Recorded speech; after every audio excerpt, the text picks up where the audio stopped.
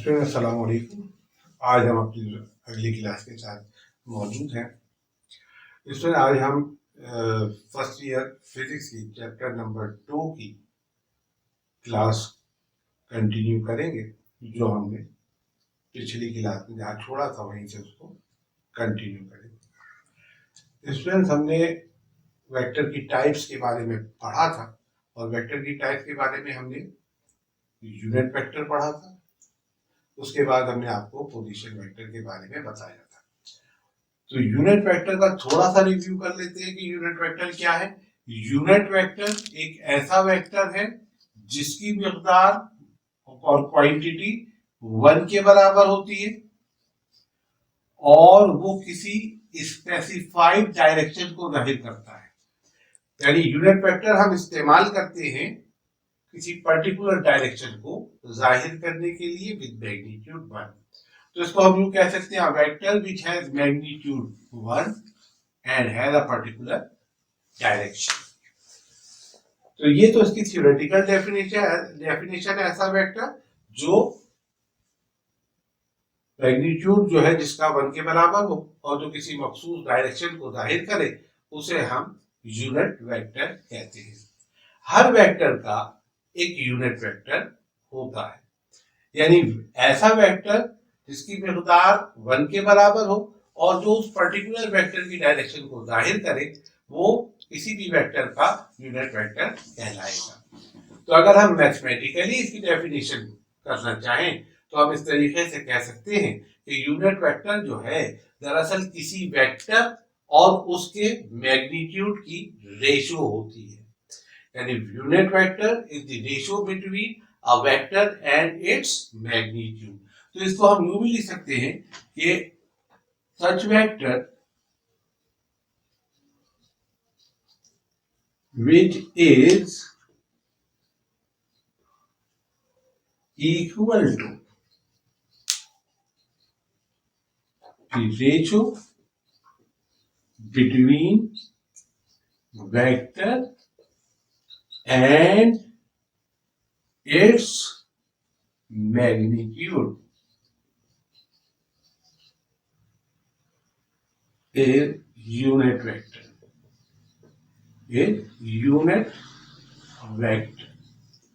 अब देखिए इसको एग्जाम्पल से समझते हैं। अगर हमारे पास if we have a vector A, अगर हमारे पास एक वेक्टर ए है, से फॉर एग्जाम्पल हम इसको इस वेक्टर को ए मान लेते हैं, ये वेक्टर हमारा वेक्टर ए है। तो इस वेक्टर का यूनिट वेक्टर क्या होगा? As per definition, it is the ratio between vector and its magnitude. तो अगर मैं a वेक्टर के यूनिट वेक्टर को जाहिर करना चाहूं तो मैं इसको स्मॉल a के ऊपर कैप के निशान से जाहिर कर सकता हूं। तो यूनिट वेक्टर को जाहिर करने के लिए कैप का निशान इस्तेमाल करते हैं और स्मॉल लेटर से आमतौर पर यूनिट वेक्टर को रिप्रेजेंट करते हैं। आप देखिए कैपिटल ए वेक्टर है तो इसका यूनिट वेक्टर स्मॉल है, उसके ऊपर कैप पड़ा हुआ है। ये कैप का साइन यूनिट वेक्टर को रिप्रेजेंट करता है। ए इज इक्वल टू, डेफिनेशन के मुताबिक it is the ratio between vector. Vector क्या है? ए। तो ये तो हो गई बात वेक्टर और एंड इट्स मैग्नीट्यूड। अब इस वेक्टर का मैग्नीट्यूड हमने पहले पढ़ा था, कैसे लिखेंगे? वेक्टर बनाएंगे, वेक्टर का सिंबल बनाएंगे और उसके अक्रॉस साइन ऑफ मॉड डाल देंगे। ये चीज क्या जाहिर कर रही है? मैग्नीट्यूड ऑफ वेक्टर ए को। तो आप देखिए हमने क्या किया, वेक्टर को उसके मैग्नीट्यूड से डिवाइड कर दिया तो क्या चीज हासिल हो गई? इसी वेक्टर ए का यूनिट वेक्टर हासिल हो गया। अच्छा, यूनिट वेक्टर होगा कैसे? क्या होगा? यानी एक ऐसा वेक्टर होगा जिसका मैग्नीट्यूड जो है 1 के, फर्स्ट कर लेंगे ये जो है ये इतनी मिकदार 1 को जाहिर करती है, ठीक है, 1 हो गया इसका यूनिट वेक्टर। और अगर ये पूरा वेक्टर फर्स्ट कर ले तो ये पूरा वेक्टर यहां से यहां तक 5 है तो ये 1 के बराबर। और उसकी डायरेक्शन देखिए, डायरेक्शन की डायरेक्शन में है वेक्टर ए की डायरेक्शन, तो ये वेक्टर कहलाएगा ए कैप। तो इसी तरह आप हर वेक्टर का यूनिट वेक्टर निकाल सकते हैं, यानी उस वेक्टर को उसके मैग्नीट्यूड से डिवाइड कर दिया जाए तो उस वेक्टर का यूनिट वेक्टर आ जाएगा। ये हमारे पास फार्मूला है वेक्टर ए के यूनिट वेक्टर का। फर्स्ट कर ले कि अगर वेक्टर डी है, ये वेक्टर वी फर्स्ट कर ले, ये वेक्टर वी है, हम इसका यूनिट वेक्टर निकालना चाहते हैं, तो इसका यूनिट वेक्टर क्या होगा, V cap is equal to vector V divided by magnitude of vector V. तो देखिए वेक्टर वी का यूनिट वेक्टर निकल आया। तो यहां से अब बात क्लियर हो गई कि किसी वेक्टर का यूनिट वेक्टर निकालना है तो उस वेक्टर को वेक्टर की मिकदार से डिवाइड कर दिया जाए तो यूनिट वेक्टर हासिल हो जाता है। ये बात हमने पढ़ी। ये इंपॉर्टेंट फॉर्मूला है यूनिट वेक्टर का। इसमें न्यूमेरिकल्स भी हम करेंगे जब हम न्यूमेरिकल्स डील करेंगे। अच्छा स्टूडेंट्स, अब देखिए आप इसी फार्मूले से हम एक इंपॉर्टेंट फार्मूला मजीद ड्राइव करते हैं। मैं ये थोड़ा सा मिटाऊंगा ऊपर का। तो अब हम इसी फार्मूले से, देखिए मैं फार्मूला बना रहा हूं, ये जो फार्मूला है इसी को मैं यूं लिख सकता हूं। अगर मैं यहां से वेक्टर फार्मूला बनाए तो ये मैग्नीट्यूड ऑफ वेक्टर ए इस यूनिट वेक्टर ए के अब कैप से मल्टीप्लाई हो जाएगा, तो फार्मूला कुछ यूं बन जाएगा कि magnitude of vector A multiplied by A cap. Student, ये आपके पास वेक्टर लिखने का फार्मूला है। यानी अगर आप किसी वेक्टर को लिखना चाहते तो मैग्नीट्यूड को यूनिट वेक्टर से मल्टीप्लाई कर दे तो वो वेक्टर बन जाएगा। Very important formula for vector. ये वेक्टर के लिए बहुत इंपॉर्टेंट फार्मूला स्टूडेंट। इस फार्मूले के जरिए हमारा कॉन्सेप्ट क्लियर हो जाता है कि किस तरीके से वेक्टर लिखा जाता है। इसकी एक एग्जांपल मैं आपको अगर देना चाहूं तो मैं ऐसे बता सकता हूं कि अगर मेरे पास 3 लिखा हुआ है तो इट इज स्केलर नंबर। ये 3 एक स्केलर नंबर है, लेकिन अगर मैं इस 3 को मल्टीप्लाई कर दूं एक यूनिट वेक्टर के साथ तो अब ये 3 जो था अब इस आई के लगने की वजह से, आई क्या है, यूनिट वेक्टर है, आई के लगने की वजह से अब ये वेक्टर क्वांटिटी बन गई। वजह क्या है कि इसका मैग्नीट्यूड भी हो गया, ये 3 इसका क्या बन गया, मैग्नीट्यूड, और ये आई जो था जो कि यूनिट वेक्टर था, इस यूनिट वेक्टर ने इस 3 को एक डायरेक्शन असाइन कर दी। तो चुनाचे इस 3i के पास दोनों चीजें इन्वॉल्व हो गई, मैग्नीट्यूड भी आ गया, डायरेक्शन भी हो गई। तो वेक्टर्स वही क्वांटिटीज होती हैं जिनके पास मैग्नीट्यूड भी हो और डायरेक्शन भी हो। चुनाचे अब ये एक वेक्टर क्वांटिटी बन गई। तो स्टूडेंट, ये चीज हमें कहां से पता चली, इस फार्मूले के जरिए। और ये फार्मूला हम अपनी अगली जो डेफिनेशन होगी वेक्टर की उसमें भी इस्तेमाल करेंगे। आप देखेंगे हमें काफी मदद करेगी। आइए आगे चलते। अब हम बात करते हैं rectangular unit vectors. Rectangular unit vector, इसमें रेक्टेंगुलर यूनिट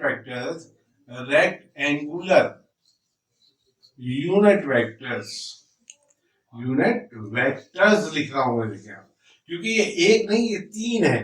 3 किस वजह से है, उसकी वजह ये कि हमारे पास कोऑर्डिनेट सिस्टम जो है वो 3 कोऑर्डिनेट्स पर मुश्तमिल है या 3 एक्सिस पर मुश्तमिल है हमारा 3 डायमेंशनल सिस्टम। यानी एक हमारी कौन सी एक्सिस होती है, एक्स एक्सिस, यानी ये वाली एक्सिस, दूसरी वाई एक्सिस जो मैंने बनाई, और तीसरी एक्सिस ये जेड एक्सिस होती है। तो एक्स, वाई और जेड, ये 3 एक्सिस होती है। इन तीनों एक्सिस की डायरेक्शन यूनिट वेक्टर से अगर हम रिप्रेजेंट करें तो एक्स एक्सिस की डायरेक्शन में एक यूनिट वेक्टर लिया जाता है जिसका मैग्नीट्यूड 1 होता है और उसको हम आई से लाइन करते हैं। तो I is a unit vector which is along x-axis having magnitude 1. Similarly, another vector which has magnitude equal to 1 but directed along y-axis. This unit vector is J, and the third one is a unit vector with magnitude 1 and directed along z-axis. It is unit vector K. So these are the 3 rectangular unit vectors. इनको rectangular क्यों कहते हैं, इनको rectangular इस वजह से कहते हैं कि इन तीनों का आपस का जो जाविया होता है, जो एक दूसरे के साथ एंगल बनाते हैं, वो 90 डिग्री होता है। इस वजह से इन तीनों वेक्टर्स को रेक्टेंगुलर यूनिट वेक्टर्स कहते हैं। तो आई जे के are 3 rectangular unit vectors. I is a unit vector having magnitude 1 along x-axis. J is a unit vector having magnitude 1 along y-axis. K is a unit vector having magnitude 1 along z-axis. इसमें ये तीन unit vector बहुत important है। ये x, y और z axis की direction assign कर देते हैं मुख्तलिफ मैग्नीट्यूड्स के साथ और उनको वेक्टर्स बना देते हैं। तो हम आई को अगर लिखना चाहें तो आई को ऑर्डर्ड पेयर की फॉर्म में ऐसे लिखा जाएगा। 3 डायमेंशनल कोऑर्डिनेट सिस्टम में ऑर्डर्ड पेयर ई की फॉर्म, जनरल फॉर्म ये होती है एक्स वाई जेड। अब आप देखिए आई का x कंपोनेंट 1 है, क्योंकि आई का मैग्नीट्यूड x एक्सिस की डायरेक्शन में 1 है, तो इसलिए 1 हो गया। और y और z एक्सिस पे आई का कोई कंपोनेंट नहीं है, तो इसके जो y और z का कोऑर्डिनेट्स है वो 0 है। इसी तरीके से j को कैसे लिखा जाएगा 0 1 0, और k को कैसे लिखा जाएगा, k को लिखने के लिए हम लिखेंगे 0 0 1। कोई मुश्किल बात नहीं है, ये सिंपल सी यूनिट वेक्टर है। लेकिन रेक्टेंगुलर क्यों है, क्योंकि इनका दरमियानी एंगल जो है, आपस का एंगल वो 90 डिग्री है तीनों का एक दूसरे के साथ। इस वजह से इनको रेक्टेंगुलर यूनिट वेक्टर्स कहते हैं। इसमें ये डिवीजन था थोड़ा सा। और अब हम अपनी आर्टिकल यानी पोजीशन वेक्टर की जानिब चलते हैं।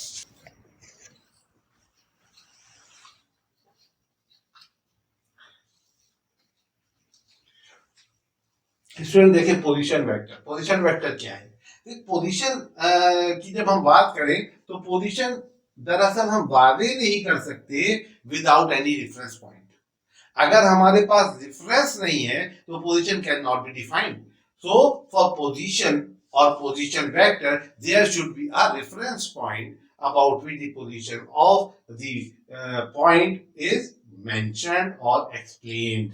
चलो देखिए, मैंने आपके सामने एक्स और वाई एक्सिस ड्रॉ की। ये वाली एक्सिस एक्स एक्सिस है और ये वाली एक्सिस वाई एक्सिस है। Now we take a point P. हम एक पॉइंट ले लेते हैं जिसको पी का नाम देते हैं। अब पॉइंट पी जो है अगर 2 डायमेंशन में है तो इसके 2 कोऑर्डिनेट होंगे, एक्स कोऑर्डिनेट और वाई कोऑर्डिनेट। हम जनरली बात कर रहे हैं इसलिए हम इसके पॉइंट को कहते हैं एक्स और वाई। कोई न्यूमेरिकल वैल्यू हमने इसको नहीं दी। हम इसको 5 4 भी कह सकते थे, 3 2 भी कह सकते थे, लेकिन हमने इसको एक्स और वाई का, यानी एक्स और वाई की जगह कोई भी नंबर्स आ सकते हैं। अब मैंने पॉइंट पी को, जो मेरा रेफरेंस पॉइंट है ओ, इसके लिहाज से इसकी पोजीशन को जाहिर करना है by with the help of a position vector. यानी वेक्टर के जरिए मुझे पॉइंट पी की पोजीशन को जाहिर करना है with respect to point O. तो ओ के लिहाज से अगर मैं पी की पोजीशन को जाहिर करना चाहूं तो मैं क्या करूंगा, मैं करूंगा ये कि पॉइंट, मेरा जो रेफरेंस पॉइंट है उसको एक स्ट्रेट लाइन के जरिए पॉइंट पी के साथ मिला दूंगा और एरो पॉइंट पी की तरफ बना दूंगा। देखिए आप देखिए आपके सामने वेक्टर हम इसी को कहते हैं sign which is having head on one side. तो ये एक वेक्टर बन गया। और ये कैसा वेक्टर है, ये एक ऐसा वेक्टर है जो कि पॉइंट पी की पोजीशन को जाहिर कर रहा है विद रिस्पेक्ट टू ओ। इसको हम आर से रिप्रेजेंट करते हैं। अब अगर मैं आर के कंपोनेंट दिखाऊं आपको, या आर के कोऑर्डिनेट दिखाऊं, पॉइंट पी के कोऑर्डिनेट्स दिखाऊं, तो यहां से मैं एक परपेंडिकुलर ड्रॉ करता हूं। अब ये परपेंडिकुलर मैंने एक्स एक्सिस पर ड्रॉ किया, तो ये जो एक्स कंपोनेंट है इसकी वैल्यू होगी एक्स, और ये जो वाई कंपोनेंट है इसकी वैल्यू होगी वाई। सर देख रहे हैं आप, ये जो एक्स वाई मैंने लिखा था, तो एक्स यहां से यहां तक डिस्टेंस है और वाई यहां से यहां तक डिस्टेंस है। ये एक्स और वाई दोनों स्केलर नंबर्स होंगे, ये दोनों स्केलर नंबर होंगे। अगर मैं इनको वेक्टर बनाना चाहूं तो मैं यहां पर एरो प्लेस कर दूंगा, अगर मैं इसको वेक्टर बनाना चाहूं तो मैं यहां पर एरो प्लेस कर दूंगा।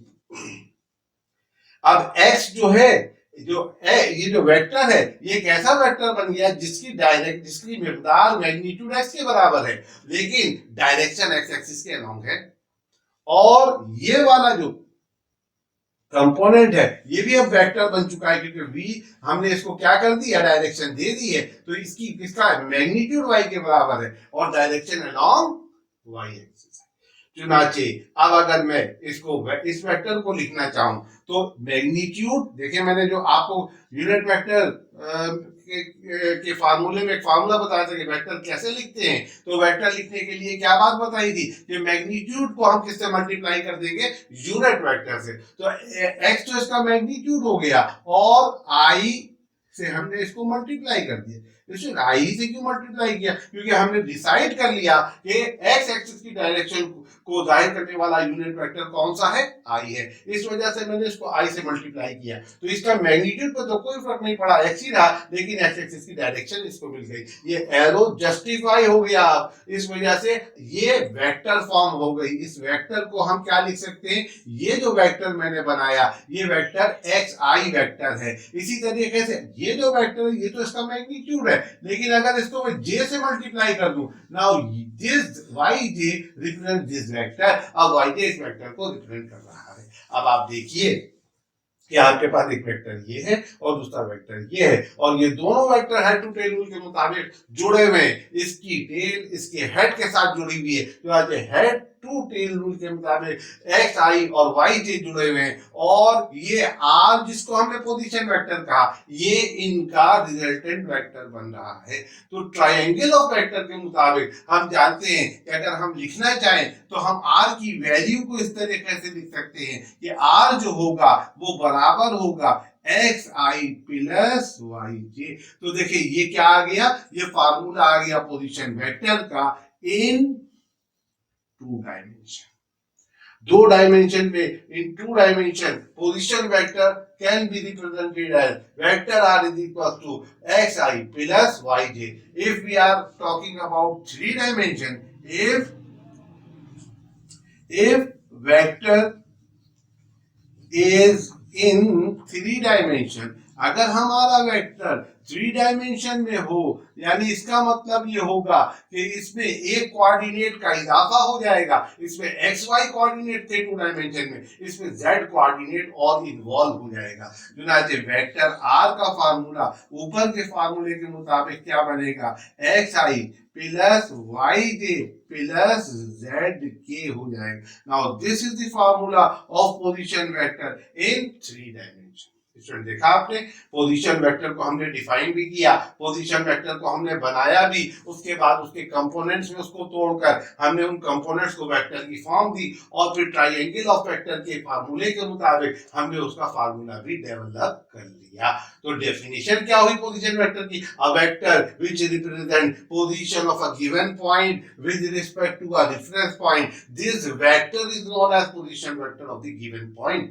And the formula in two dimension of a position vector is r is equal to xi plus yj, and if vector is in three dimension then we can write r is equal to xi plus yj plus zk। इसमें अब हम एक चीज और देख लेते हैं, अगर मैं इसको नाम दे दूं, इसको a कह दूं और इस पॉइंट को p तो कहा हुआ है, तो आपके पास ये एक राइट एंगल ट्रायंगल आपको नजर आ रही होगी, कौन सी, o a और p। OAP is a right angle triangle। तो अगर मैं चाहूं कि R का मैग्नीट्यूड निकाल लूं, तो मैं इस राइट एंगल ट्रायंगल पर पाइथागोरस थ्योरम लगा सकता हूं। According to Pythagoras theorem we can write h square hypotenuse का स्क्वायर बराबर होता है बेस का स्क्वायर प्लस परपेंडिकुलर का स्क्वायर। देखिए स्टूडेंट्स, ये वाली साइड जो कि 90 डिग्री के सामने होती है राइट एंगल ट्रायंगल में हाइपोटेन्यूज कहलाती है, और वो साइड जो मेजरिंग एंगल, अगर इसको हम मेजरिंग एंगल ले ले थीटा, तो इसके सामने वाली साइड परपेंडिकुलर कहलाती है, और तीसरी बच जाने वाली साइड बेस कहलाती है। तो पाइथागोरस थ्योरम कहता है कि हाइपोटेन्यूज का स्क्वायर किसी भी राइट एंगल ट्रायंगल में हाइपोटेन्यूज का स्क्वायर बराबर होगा बेस का स्क्वायर प्लस परपेंडिकुलर का स्क्वायर।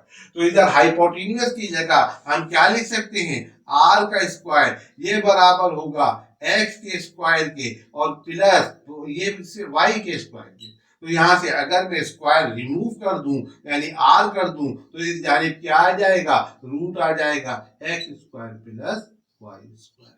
स्टूडेंट देखिए ये जो फार्मूला आया ये मैग्नीट्यूड ऑफ पोजीशन वेक्टर का फार्मूला है इन 2 डायमेंशन, क्योंकि यहां पर हमने 2 कंपोनेंट कंसीडर किए थे। अगर 3 डायमेंशन में वेक्टर हो तो यही फार्मूला बड़ी आसानी से लिखा जा सकता है कि r is equal to under root x square plus Y square plus Z square. Student यहाँ x क्या है, स्टूडेंट x जो है i के साथ जो कुछ लगा हुआ है वो x है, j के साथ जो कुछ लगा हुआ है वो y है, और k के साथ जो कुछ लगा हुआ है यानी k का कोफिशिएंट वो क्या है, k वो z है। तो स्टूडेंट ये आपके पास हो गया वेक्टर, पोजीशन वेक्टर। इसकी फार्मूला देख लीजिए, पोजीशन वेक्टर कैसे लिखा जाएगा, इस तरीके से X I plus Y J plus Z के। इसके मैग्नीट्यूड का फार्मूला क्या होगा, R is equal to under root x square plus Y square plus Z square.